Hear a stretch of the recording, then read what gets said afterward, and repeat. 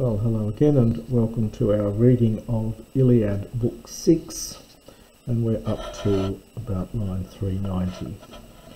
This little section is one of the most moving and beautiful passages in, I think, probably all of Homer, and certainly in Book 6.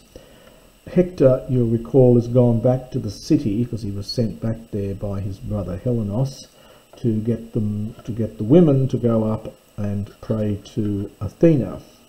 Athena apparently does not seem very receptive to that.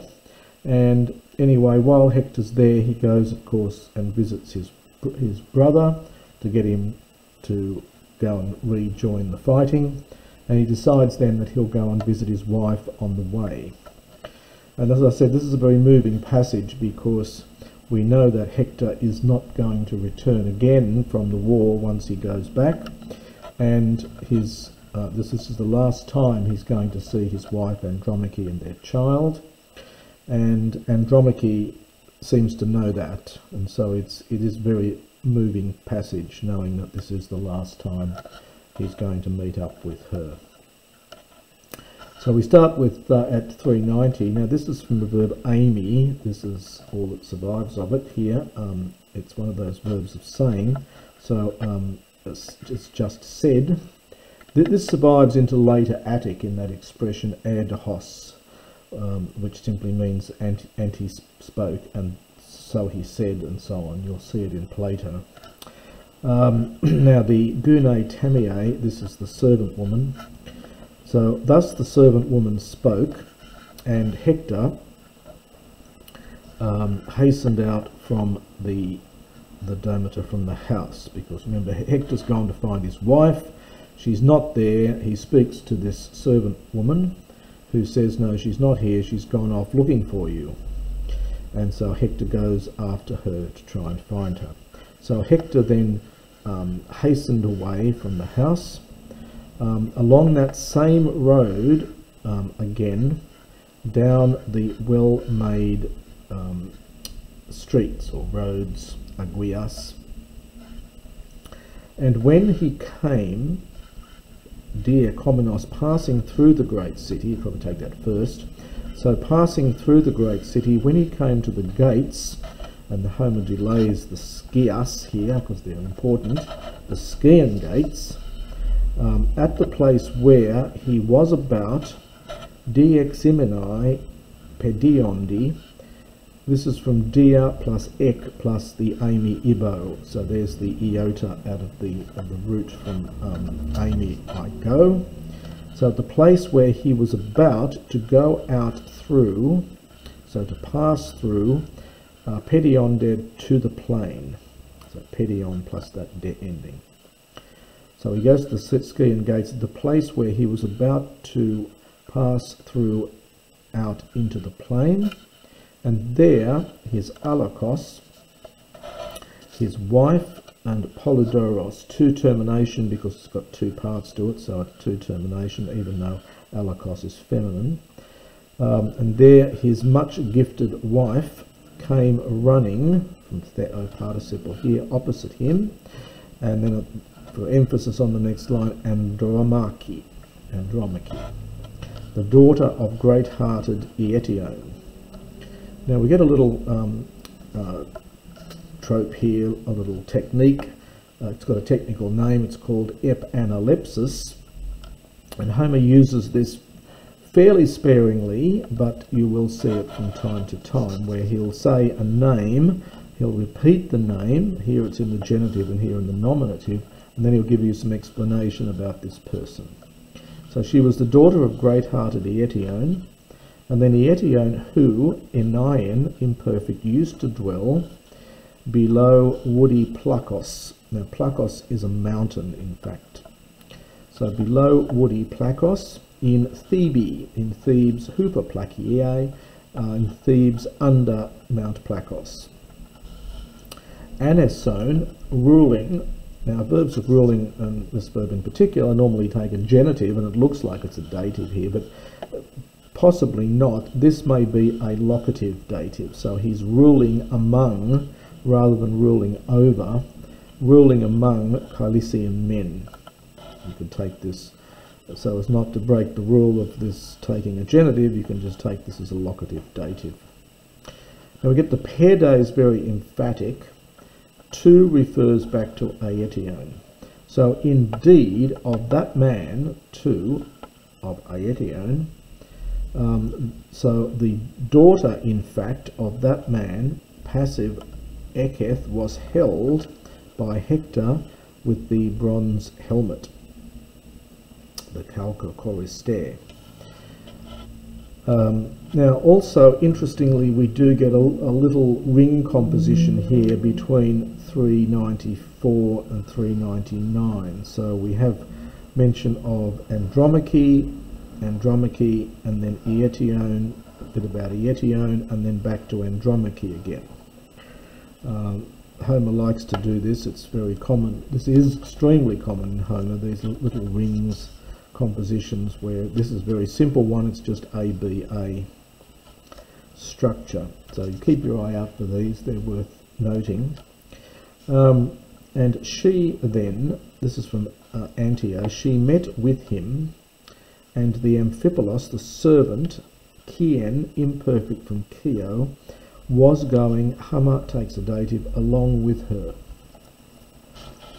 And it's a female servant. She was holding the child in her bosom, the child who is Atalaphrona. Now the exact etymology of this is not totally secure. The phron obviously is to do with thinking. It's often rendered as just tender. So having the tender child in her bosom, Napion autos, who was only a baby. And this is Hektoridane, little Hector, beloved little Hector. It's very sweet. Alinkion, interesting word. It takes a dative. It means like to or resembling. So resembling a beautiful star. Very sweet. Now we get an iterative verb here. This is from Callio, but it's got that iterative sk ending on it. So Hector used to call him Scamandrion, little Scamander. Now Scamander, of course, is the river. But the others, understand, used to call him Astyanax, which is the name we know him from in later Greek as well, in the plays. Some of the plays of Euripides concerned with Astyanax and his death and so on. In fact, in the play The Andromache of Euripides. Astyanax means ruler of the city, of course. For Hector alone, Eruetot was protecting Iliad. Atoi, another one of these emphatic particles. So indeed, Homen, we get Homen here and Andromache there in the next line. So Homen is referring to Hector. Hector, looking at his child, Medasen he smiled, Siope in silence. It's quite a moving scene. And Andromache, Paristatos, stood beside him nearby. Anki stood near beside him. Keusa Dakru, shedding a tear.